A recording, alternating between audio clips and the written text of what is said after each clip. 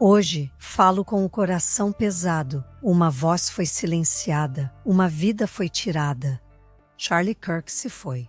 E independentemente de você ter amado Charlie Kirk, de ter concordado com ele ou de ter discordado de cada palavra que ele disse, sua morte é uma tragédia para sua família, para sua comunidade e sim, até mesmo para os valores que ele trouxe de forma desafiadora para o espaço público. Mas vamos começar com a verdade humana. Charlie não era apenas uma figura com um microfone e uma conta no X. Ele era um filho, um marido, um amigo. Em algum lugar esta noite, uma família está em choque, olhando para uma cadeira vazia na mesa. Os momentos comuns do dia a dia, as risadas durante o jantar, o rápido "te ligo de volta" ao telefone, o café compartilhado pela manhã, tudo isso se foi para sempre. É isso que a violência faz. Ela não apenas silencia uma voz, ela destrói toda a essência de uma vida.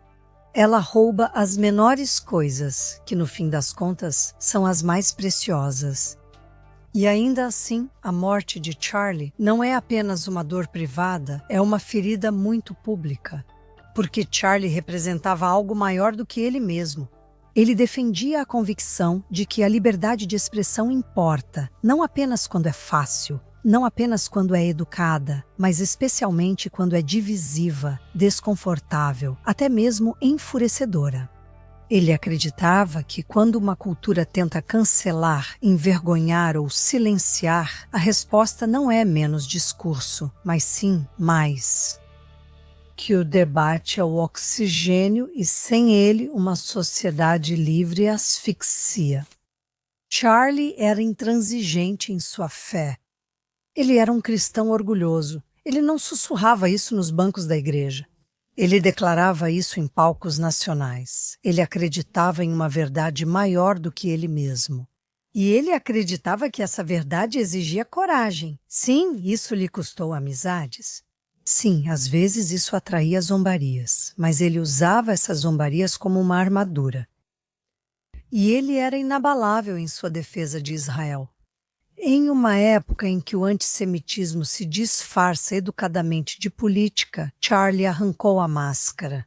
Ele lembrava ao seu público repetidas vezes que o povo judeu tem direito à segurança. Israel tem direito de existir. E defender Israel é defender uma pedra angular da própria civilização ocidental. Ele fez isso não porque era popular, não porque era moda, mas justamente porque não era nenhuma das duas coisas. E assim, quando o ódio o derrubou, não foi apenas um homem que se perdeu. Foi uma defensora de valores silenciada no meio da frase. Quando palavras não são respondidas com palavras, mas com balas, a própria liberdade é ferida. Mas aqui está a ironia que o ódio nunca entende. Balas matam pessoas. Elas não matam legados. O legado de Charlie continua vivo. Ele vive nos alunos que ele provocou a pensar mais profundamente e a se posicionar com mais confiança. Ele vive nos cristãos que ganharam coragem para viver sua fé abertamente porque o viram fazer isso. Ele vive em cada defensor de Israel que agora sabe que não está sozinho, e ele vive em todos que acreditam que a liberdade de expressão vale mais do que o conforto do silêncio. E vamos ser claras, a morte dele não diz respeito apenas à América, a um movimento ou a uma comunidade. É sobre o grande confronto que estamos vivendo. O confronto entre o bem e o mal, entre civilizações que defendem a liberdade e civilizações que a desprezam. Gostamos de fingir que esses são debates abstratos, mas não são. Eles são sangue e osso, vida e morte. Charlie sabia disso. Ele avisou sobre isso. E agora, da forma mais brutal possível, ele se tornou mais uma vítima nessa luta. A ironia é insuportável. Um homem que falava incansavelmente sobre a luta civilizacional foi morto bem no meio dela. A família dele carrega a dor mais profunda, mas eles podem ter certeza disso.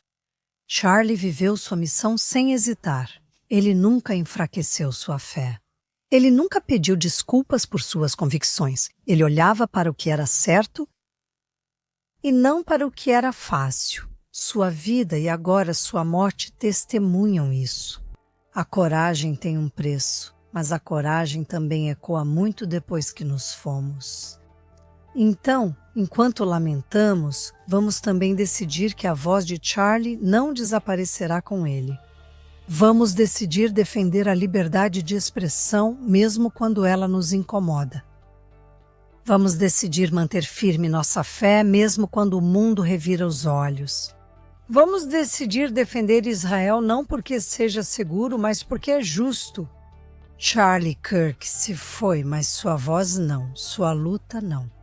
E se nós a carregarmos, se ousarmos falar quando o silêncio é mais seguro, acreditar quando o cinismo é mais fácil, defender o que é verdadeiro quando as mentiras são mais baratas, então a luta de Charlie continua. E nesse sentido, tragicamente, lindamente, desafiadoramente, ele ainda está conosco.